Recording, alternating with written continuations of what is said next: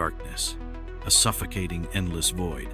The shattered overhead lights flicker weakly, casting brief flashes of illumination. The mirror stands in the center of the room, its glass surface no longer reflective. It ripples, distorts, as if reality itself is unraveling. Then footsteps, slow, approaching. Velma gasps for breath, her fingers trembling as she clutches the diary. Pages are missing, torn away by something beyond her understanding. She feels it like pieces of her memory, her very existence, are slipping through her fingers.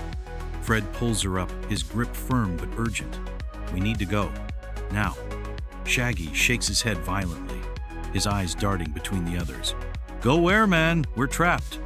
Daphne doesn't move. Her eyes are locked on her own reflection, but something is wrong. The reflection isn't copying her movements anymore. It's watching her, and she knows this isn't the first time.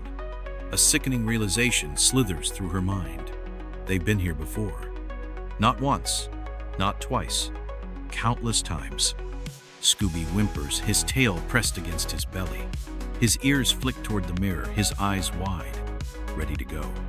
The mirror shifts. Their reflections step forward, not just mirroring the moving toward them. Fred's reflection reaches out, pressing a hand against the glass. Except there is no glass. His hand passes through. Daphne backs away, panic flashing across her face. "They're not us."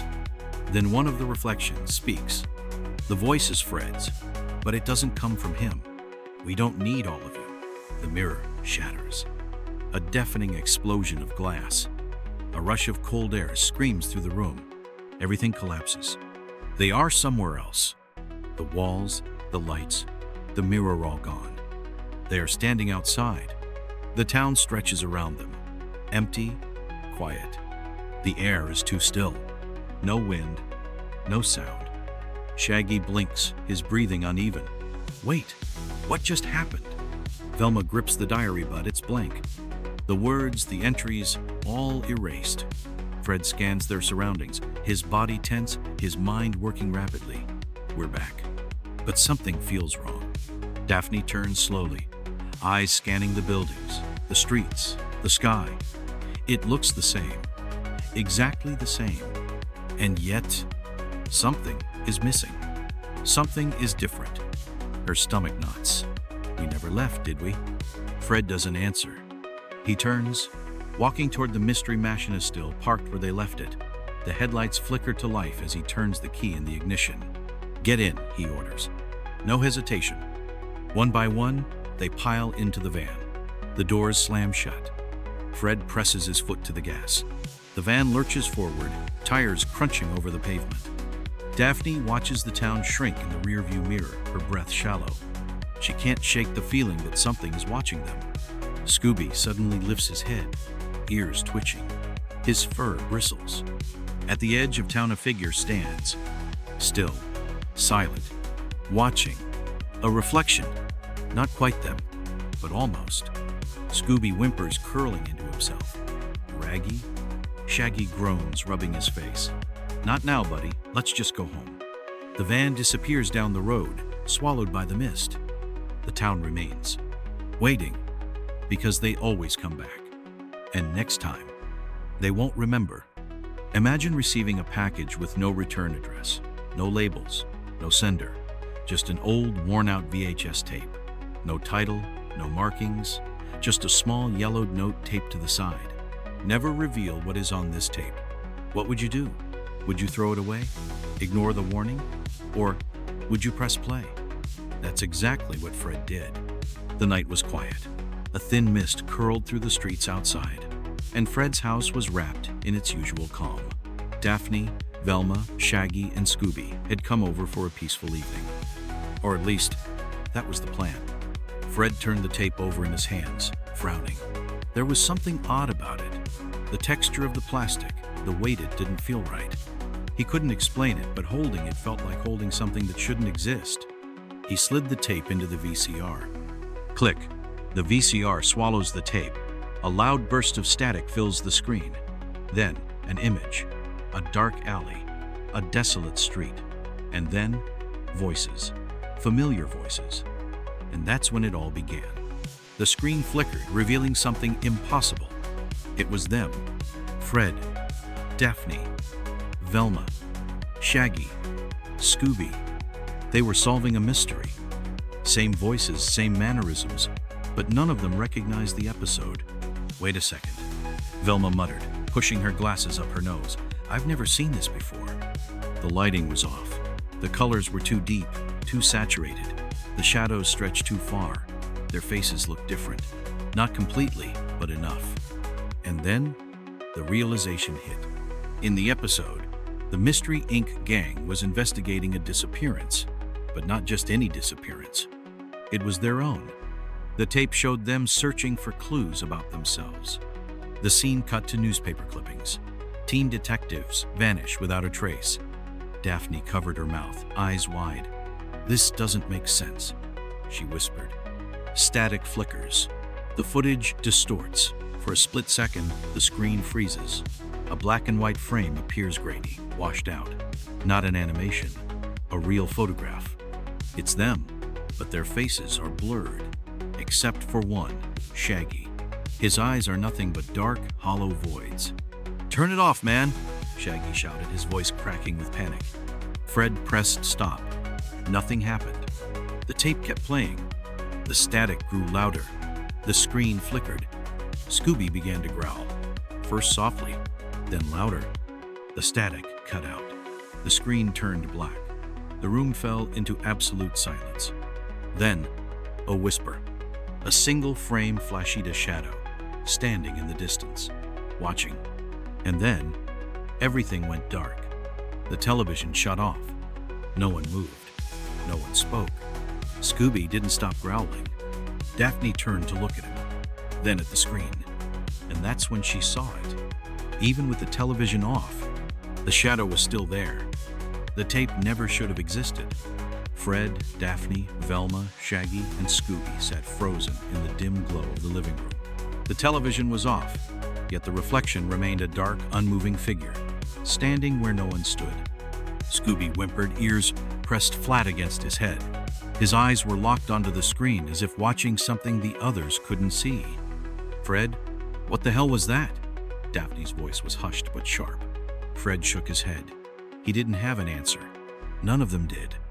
Velma, ever the logical one, forced herself to stand. She grabbed the VHS tape from the player, turning it over in her hands, searching for anything label, any sign of where it came from. But there was nothing. No markings, no timestamp. "This shouldn't exist," she said under her breath. But it did. And the only clue they had was where it came from. A car engine rumbles. Tires skid over cracked pavement. The scene shifts on old industrial district. Bathed in a pale, sickly moonlight, buildings loom, abandoned and forgotten. The return address on the package led them to a location that shouldn't have been in use. An old Hanna-Barbera storage facility. The lot was empty. Rusted gates leaned forward, unhinged. The once bright Hanna-Barbera Productions sign now sat crooked above the entrance. The paint chipped and faded. Daphne shivered. "I've been here before." The others turned to her. "What?" Fred asked. Daphne stared at the warehouse, her brows knitting together. She didn't know why. She didn't know how. But standing there, looking up at the building, she felt something deeply, disturbingly familiar. "I don't know, she hesitated. "Something about this place feels wrong." Shaggy swallowed. "Yeah, well, that makes two of us." The large metal doors groan as they push them open. A stale, musty scent floods out. Inside, rows of forgotten boxes stretch into the darkness. The warehouse was dead silent. Old animation cells, storyboards and reels of film lined the shelves. Their colors faded, their paper yellowed. Files sat in stacks, untouched for years. Fred clicked on his flashlight. The beam flickered before settling into a dim glow. "Let's split up," he said. Shaggy shot him a glare. "Are you serious, dude? Have you seen what's been happening tonight?" Fred ignored him. He and Velma went toward the back. Daphne, Scooby, and Shaggy stayed near the entrance. The deeper they went, the colder it got. Velma ran her fingers along a row of old file cabinets. Most were locked, but one slid open with ease. Inside, she found folder hundreds of theme each labeled with old project names. Some she recognized, others she didn't. Her fingers hovered over one folder in particular. Unlike the others, its label was smudged. Only a few letters were visible. Sent episode. Her stomach clenched. She pulled it out, flipping it open. Inside were production notes dated, stamped, all for an episode that was never released. One memo caught her eye. The ink was faded, the paper brittle, but the words were clear. Episode pulled from production. Immediate termination. Do not distribute. Do not archive. Do not watch. Velma's heart pounded. A sudden noise. Something crashes in the distance. Footsteps slow, deliberate, echoing across the empty warehouse. Fred snapped his head up. Who's there? Silence. Velma clutched the file to her chest. Another noise. Daphne, back at the entrance, tensed. She swore she saw movement, a shadow flickering between the rows of shelves. We need to go, she whispered. Scooby's ears twitched. He let out a low, rumbling growl. Shaggy turned pale. Like, right now? The warehouse lights flickered. A sound like something scraping against metal. Daphne's pulse quickened. Shadows stretched unnaturally long as the lights buzzed and dimmed. And then, a whisper. Not from the walls, not from the wind. From the file, a single line, scribbled at the bottom of the last page.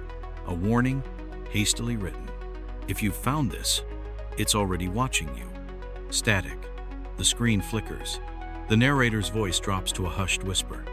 They weren't alone. Something had been waiting. And now, it was awake. Some things are meant to be forgotten. Some memories are buried for a reason. And yet, here they were. Fred, Daphne, Velma, Shaggy, and Scooby stood frozen in the abandoned warehouse, surrounded by dust-covered boxes and film reels that hadn't been touched in decades. But it wasn't the clutter, the old files, or the eerie silence that sent a chill down their spines. It was the words on the last page of that file. If you found this, it's already watching you. A warning, written by someone who had been here before, someone who never left. The group stumbles out of the warehouse, the night air cold against their skin. Streetlights flicker. The world outside feels different, like stepping out of a dream, but not quite waking up. Daphne's breath was shallow. She hugged her arms around herself as they piled into the van. Something wasn't right. Something had changed. As they drove, the city looked off. The neon lights of stores flickered too slowly. The streets seemed longer, stretched out. The buildings, the houses, they felt familiar, but at the same time, completely wrong. Shaggy rubbed his arms. Man, I feel weird. Fred kept his eyes on the road, gripping the wheel too tightly. We just need to get home, get some rest. We'll figure this out in the morning. But morning never came. A bedroom, the glow of a digital clock. 3:07 a.m. Daphne sits up in bed, her breathing uneven.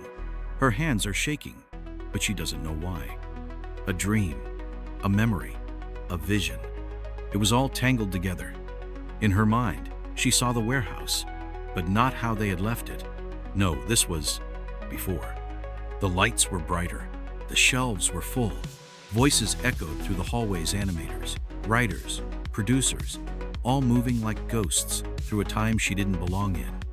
And then, a screen, a recording studio, a single monitor playing something on loop. She walked closer. The screen flickered, and suddenly, she was there.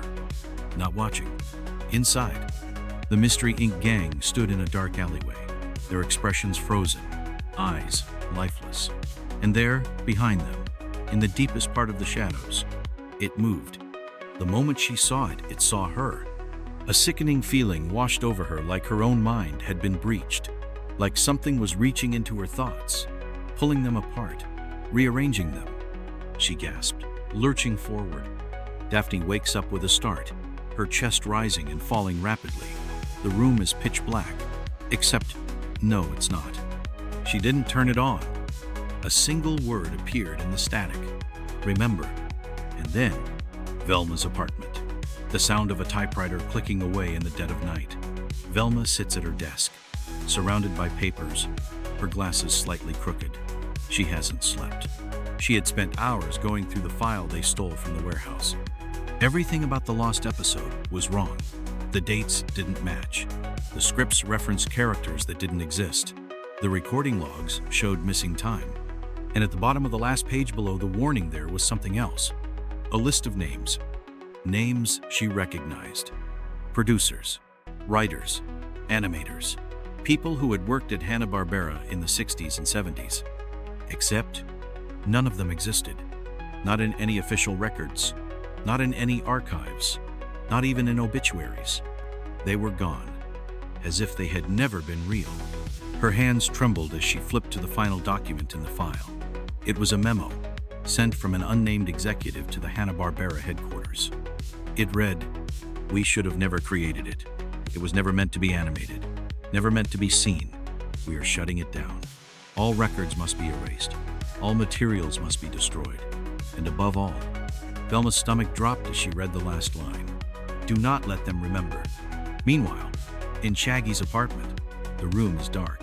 Shaggy lies in bed, his face twisted in distress. He's dreaming, but not like normal dreams. This is something else, something deeper, something wrong. In the dream, he was running. Heavy footsteps echoed behind him, growing closer. A voice deep, warped called his name. Not Shaggy, his real name, Norville. He turned a corner, desperate to escape, but he stopped. His breath hitched, because there, in front of him, was himself. Not a reflection, not a twin. It was him, dirt-covered, hollow-eyed, staring back at him with an empty, expressionless face. And then, it smiled. Shaggy wakes up with a scream. His heart is pounding, sweat dripping down his face. His phone buzzes. A message. It was from Velma. 3 words. Something is wrong. They were unraveling. The more they searched, the more they remembered. And the more they remembered, the closer it got. The past wasn't supposed to return. Memories weren't supposed to resurface. But they had. And now, something was coming for them. Fred, Daphne, Velma, Shaggy, and Scooby had uncovered something buried, something erased. A lost episode that was never meant to be seen. A tape that should have never been played. And now, no matter where they went, no matter how hard they tried to ignore it, it was watching. A diner. The neon sign flickers above, buzzing loudly in the quiet night. Inside, a clock ticks softly against the wall. A nearly empty place, save for one occupied booth in the corner. The Mystery Inc. gang sits there, tense, silent, processing everything they've uncovered. Shaggy stirred his coffee absent-mindedly, staring into the dark liquid like it held an answer. "So we're being haunted by a cartoon?" he muttered. Velma shook her head. "Number. This isn't just a lost episode. It's something more." The episode was erased from history, but something, she hesitated, choosing her words carefully, something remembered it. Daphne clenched her hands together. "I don't know what's worse, that this is happening, or that it feels like it already happened before." Fred exhaled, his jaw tight.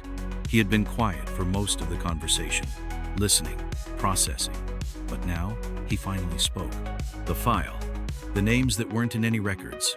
The people who worked on that episode." Velma nodded. "They don't exist, or at least not anymore."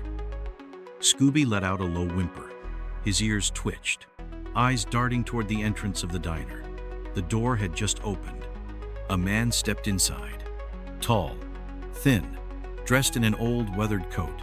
His face was sharp, eyes sunken. He didn't order anything, didn't look at the menu. He walked straight toward their booth. Velma tensed. Fred's fingers curled into a fist under the table.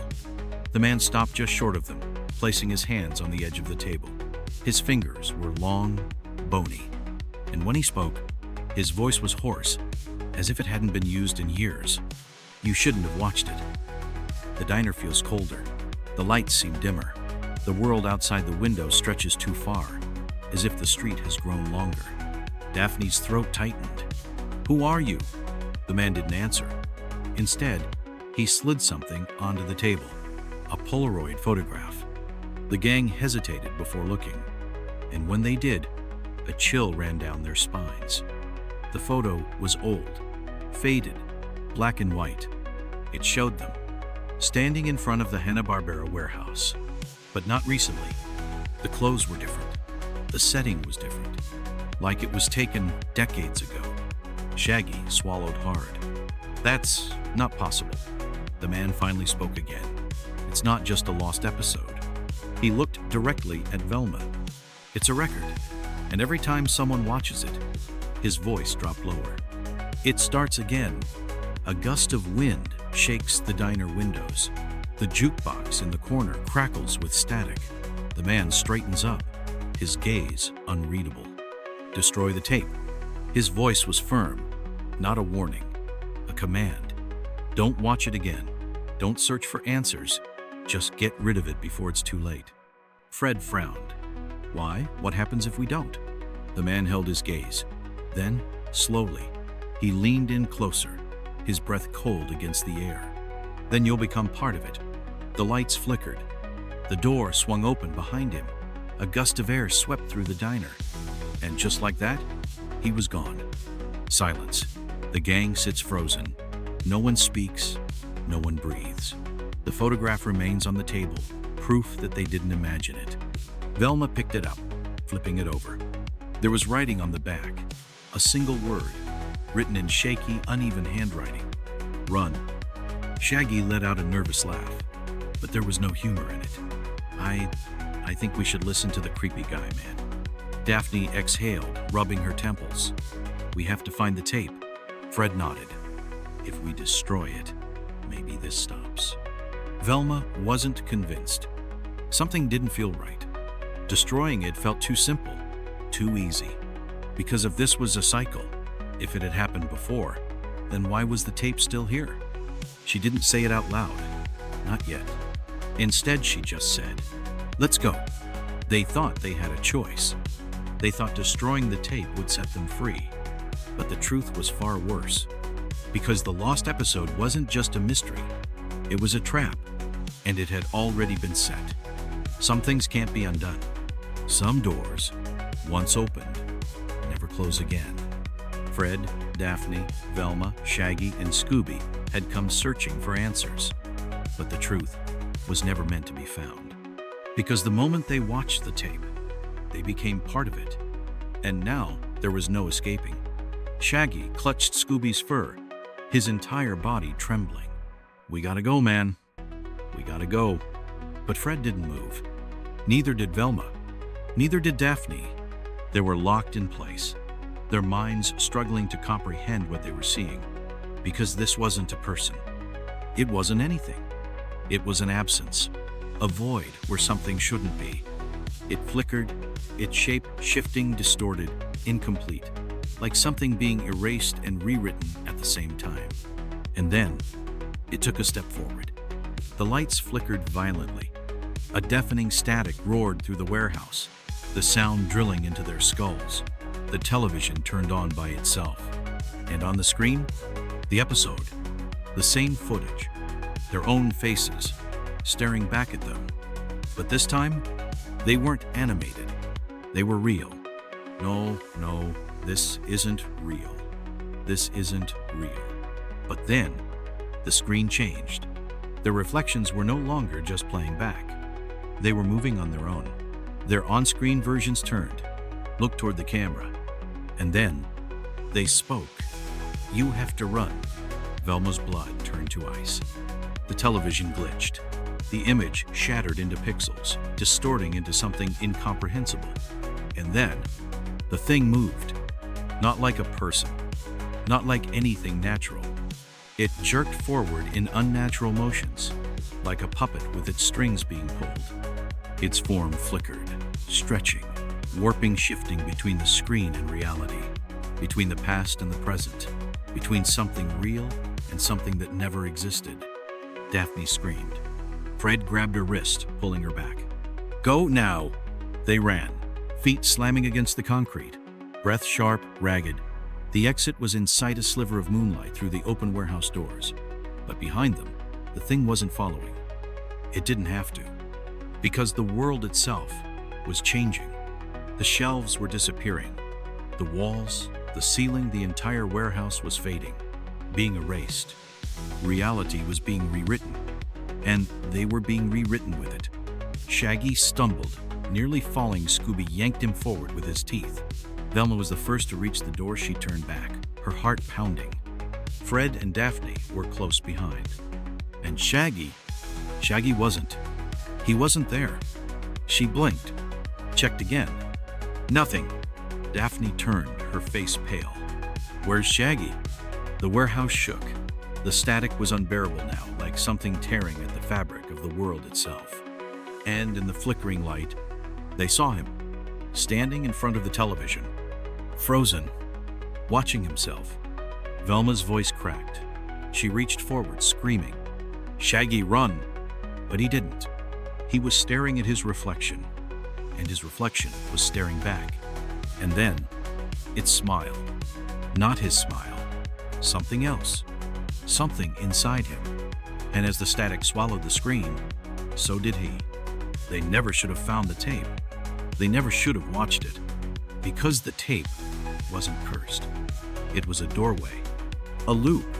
A story being told again and again. Until someone else finds it. Until someone else plays it. And when they do, it starts again. Never reveal what is on this tape. A hand reaches down, picks it up, turns it over, and slowly presses play.